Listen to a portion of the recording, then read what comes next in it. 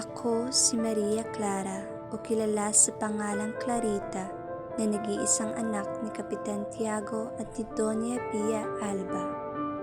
Ako'y simpleng Pilipina lamang na umiibig kay Crisostomo Ibarra.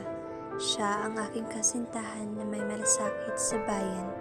Ngunit siya ay hinatulan ng mga praile sa excommunicado matapos niyang saktan si Padre Damaso.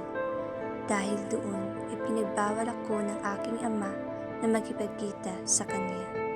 Ako'y nalungkot sa mga pangyayari hanggang sa umuwi ang aking ama, dala-dala ang balita na ipinasisira ni Padre Damaso ang kasunduan ng pag-iisang dibdib namin ni Crisostomo Ibarra. Ninanais nila akong ipakasal kay Linares. Kay bigat sa kalooban ang aking mga pinagdaraanan. Sumabay pa rito ang katotohanan, ang aking tunay na ama ay si Padre Damaso.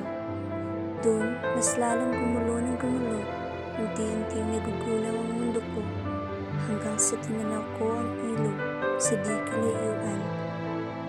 Crisostomo, patawarin mo sana ako sa sasabihin